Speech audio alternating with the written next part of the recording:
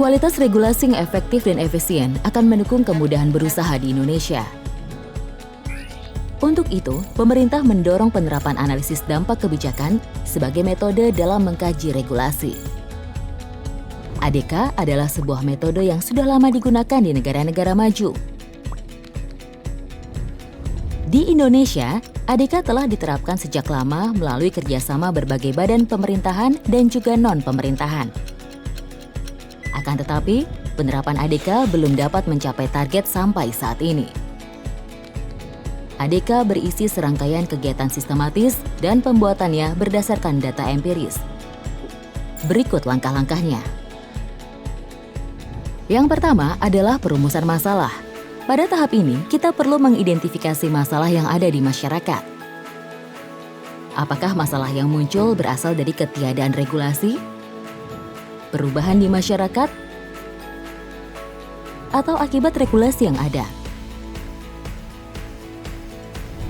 Setelah mengidentifikasi masalah, selanjutnya perlu menyusun tujuan regulasi yang ingin disasar. Tujuan harus menggambarkan kondisi sebelum dan sesudah regulasi, sehingga tergambar pula kondisi yang ingin dicapai. Hal ini nantinya akan membantu pengukuran keberhasilan dari regulasi yang ada.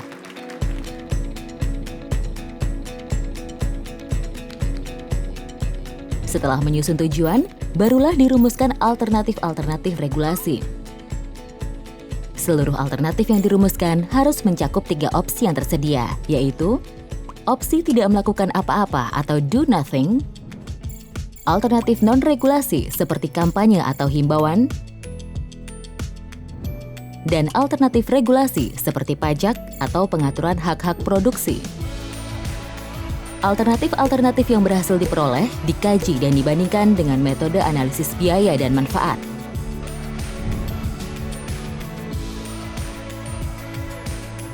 Alternatif yang akan dipilih sebagai alternatif terbaik adalah yang memiliki manfaat lebih banyak dengan biaya yang lebih sedikit.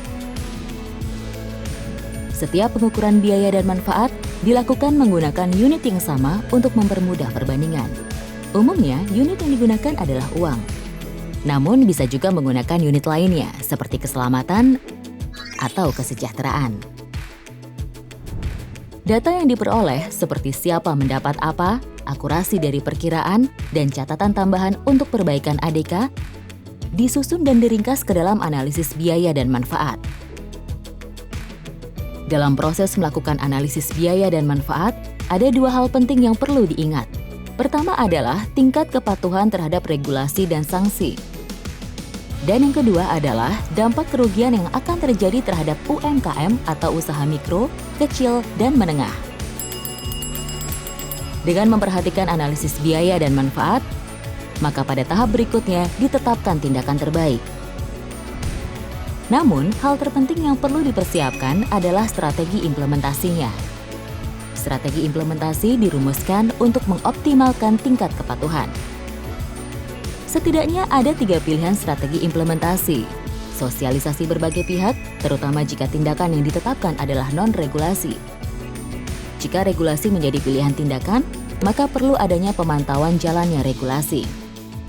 Serta sistem insentif dan sanksi dapat berlaku untuk regulasi maupun non-regulasi dengan tekanan pada penegakan hukum. Perlu diingat, regulasi yang baik tidak berguna kalau implementasinya tidak berhasil. Nah, dalam penyusunan ADK, diperlukan konsultasi dengan stakeholders. Konsultasi dengan para pihak terkait menempati posisi unik dan sistemik, karena harus dilakukan pada setiap tahap penyusunan ADK. Konsultasi yang dilakukan tidak hanya memperhatikan pihak berkepentingan, tetapi juga mekanisme dan informasi yang ingin diperoleh.